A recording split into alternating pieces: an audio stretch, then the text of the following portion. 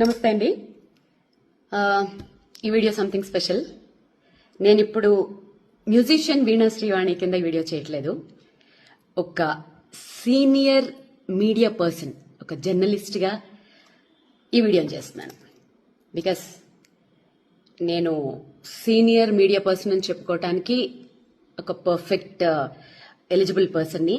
ఎందుకంటే ఇప్పుడున్న మీడియాలో, మన తెలుగు మీడియాలో సో కాల్డ్ పెద్ద పెద్ద ఛానల్స్ లో పనిచేస్తున్న వాళ్ళందరూ నాతో పాటు ఏళ్ల తరపడి 1000 ఎపిసోడ్లు చేసిన వాళ్ళు కూడా దాంట్లో ఉన్నారు. అఫ్ కోర్స్ ఆ టాపిక్ పక్కన పెడితే ఈ వీడియో చేయటానికి రీజన్ ఏంటంటే, మీడియా, మా అసోసియేషన్ కంప్లైంట్స్. ఇవాళ నాకు ఇందాక ఒక జర్నలిస్ట్, ఒక పెద్ద ఛానల్లో పనిచేసే ఆయన, నాకు ఆప్తులు, ఒక పోస్ట్ పంపించారు. పలానా సో కాల్డ్ ఆస్ట్రాలజర్ మీద ఇలా ఏదో ఎవరికో కంప్లైంట్ ఇచ్చారు, ఎందుకంటే నాగ చైతన్య సమంత గురించి ఏదో చెప్పారు అని. ఇక్కడ నేను ఒక జర్నలిస్ట్గా మాట్లాడుతున్నాను. ఓకే, మా జర్నలిస్టుల్లోనే ఒక జర్నలిస్ట్, నా కొలీగ్ అనుకుందాం, పంపించారు. అంటే సరే, ఒక జ్యోతిష్యం చెప్పిన ఒక మనిషి మీద సో కాల్డ్ ఛానల్స్ గంటలు గంటలు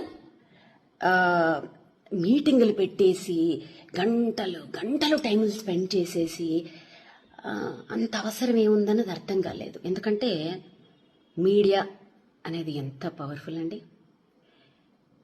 అసలు మీడియా అనేదానికి అసలు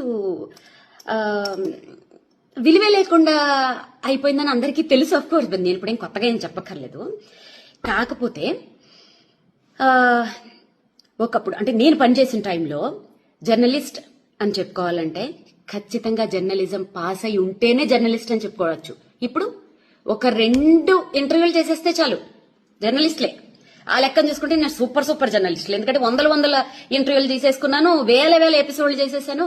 సో కాబట్టి ఈ జర్నలిస్టులందరూ నా కొలీగ్స్ జర్నలిస్టులు. ఇప్పుడు స్ట్రైట్ ఫార్వర్డ్ గా అడుగుతున్నాను. ఈ పలానా జ్యోతిష్యం చెప్పారు, పలానా వాడెవడో టమాటా కూరలో ఉప్పు ఎక్కువ వేసాడు, ఇంకెవడో ఏదో చేశాడు, ఇవి పక్కన పెడితే, నేను పేర్లు తీయకూడదు అనుకుంటున్నాను కానీ తీస్తున్నాను. గత నెల రోజుల నుంచి ఈ సో కాల్డ్ ఛానల్స్ లో రాజ్ తరుణ్, లావణ్య, వీళ్ళిద్దరిని వీళ్ళ స్టోరీని కూర్చోబెట్టి ఛానల్స్ కి ఉన్న మినిమం నీకు రూల్స్ కూడా తెలియకుండా, ఒక బీప్ సౌండ్లు లేకుండా, నువ్వు వాడితో పడుకున్నావు, నువ్వు దీంతో పడుకున్నావు, బూతులు బూతులు బూతులు బూతులు బూతులు. ఇంకొకటి ఏంటంటే, ఒక ఛానల్ అయిపోయిన వెంటనే బయట చెప్పుకుంటే సిగ్గిపోతుంది, ఒక పెద్ద శాటిలైట్ ఛానల్స్ కూడా, రండి మేడం మా ఛానల్కి రండి మేడం, మీకు న్యాయం చేస్తాం. ఏం చేస్తారు? అదేదో సినిమాలో లాగా పోరాడతాం అంటే ఏం ఆడతారు అన్నట్టు వాళ్ళకి న్యాయం మీరు ఏం చేస్తారు? మీకు రేటింగుల కోసం కదా.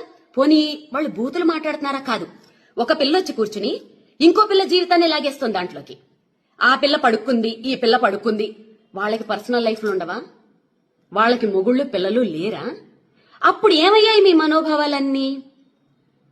అంటే మీ మీద సో కాల్డ్ మా జర్నలిస్టుల మీదే ఎవరు కేసులు పెట్టేవాళ్ళు లేరా? ఉండరా? సో ఇది ఎవరు ఆలోచించుకోవాలి చెప్పనా? ఆడియన్స్, మెయిన్ గా యూత్ ఆలోచించుకోవాలి.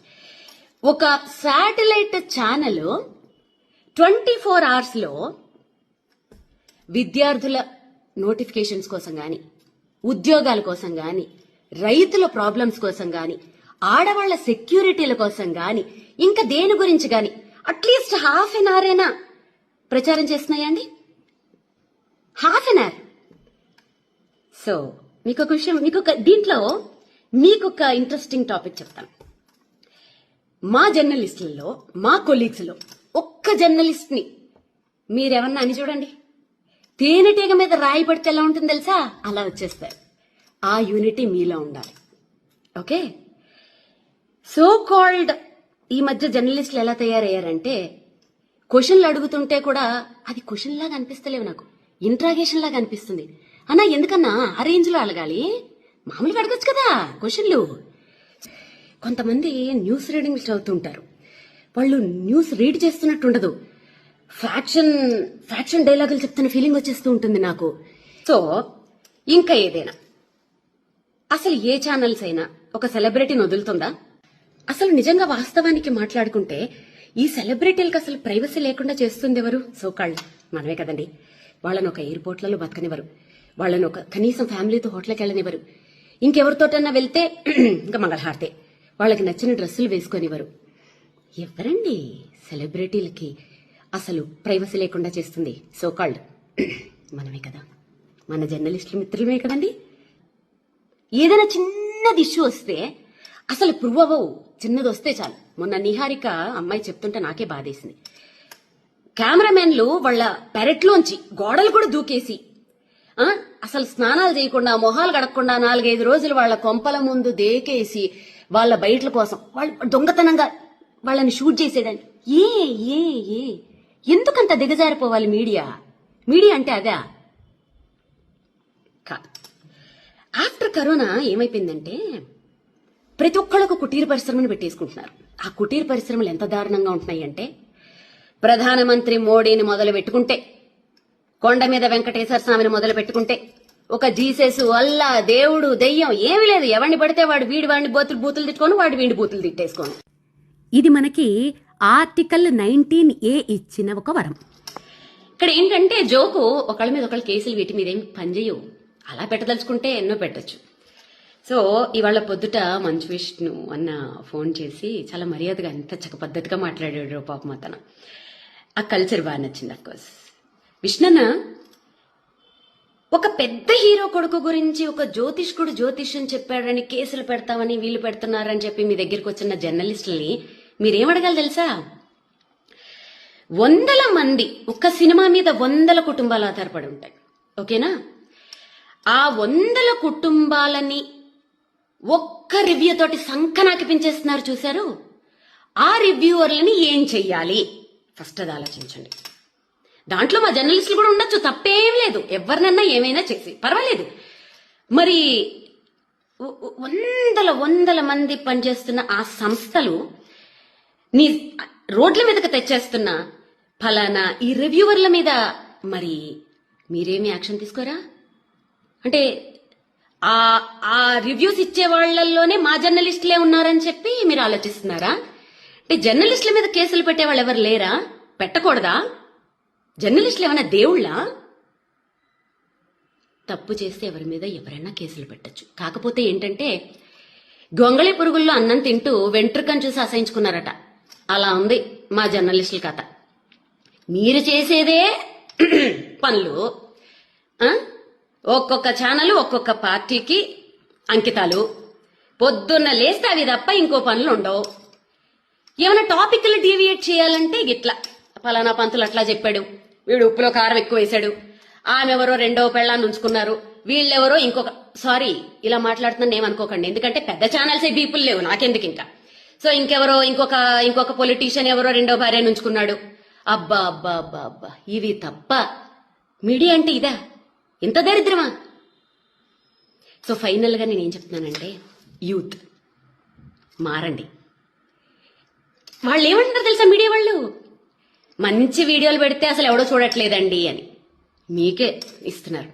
పోరాడండి, హ్యాష్ట్యాగులు పెట్టండి పెద్ద పెద్ద ఛానల్స్ కి. మాకు ఈ చెత్త ప్రోగ్రాంలు వద్దు, ఉపయోగపడే ప్రోగ్రాంలు వేయండి. మా లైఫ్ కి మా జీవితాలను నిలబెట్టే ప్రోగ్రాంలు, గవర్నమెంట్ ని ప్రశ్నించే ప్రోగ్రాంలు మీరు వెయ్యండి. హ్యాష్ట్యాగులు పెట్టి ఫైట్ చేయండి. మీరు ఫైట్ చేస్తే సాధించలేందా? తెలంగాణ అలా సంపాదించుకున్నది కాదా? ప్రతి రాష్ట్రంలోనూ అలాంటి సంపాదించుకున్నవి ఎన్ని లేవు? మీకోసం ఫైట్ చేయండి.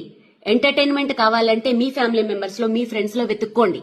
అంతేగాని మీడియాలో ఎంటర్టైన్మెంట్ కోసం మీ జీవితాలను నాశనం చేసుకోకండి. ఛానల్స్ ని ఎదిరించి ప్రశ్నించండి. ఓకే? మీరు ప్రశ్నించి మీరు సాధించిన రోజు మీ ముందు నిలబడి యాజ్ ఎ సీనియర్ జర్నలిస్ట్ నేనే ఫైట్ చేస్తా. ఈ జ్యోతిష్యాలు, పురోహితుళ్ళు, అసలు ఇవన్నీ బ్యాన్. అసలు సోషల్ మీడియాలో చెప్పకూడదు. ఎవరైనా చెప్తే ఫస్ట్ నా మొగుడు కాదు, ఎవరు కాదు, ఫస్ట్ నేనే కేసు పెడతా. ఓకే? అసలు ఈ వీటికి నాంది పలికింది ఎవరు? మీడియా వాళ్లే కదా.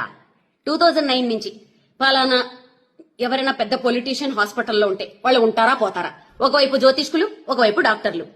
పలానా క్రికెట్ మ్యాచ్లు వస్తది, ఎవరు విన్ అవుతారు? ఓ పక్క జ్యోతిష్కులు, ఓ పక్క డాక్టర్లు. దాంట్లో ఫస్ట్ గా వేణుస్వామి ఉండాలి, లేకపోతే మళ్ళీ అది ఎవడో చూడడం. ఓకే, ఓ పలానా సినిమా, ఈ సినిమా హిట్ అవుతుందా ఫట్ అవుతుందా? ఓ పక్క డైరెక్టర్లు, ఓ పక్క జ్యోతిష్కులు.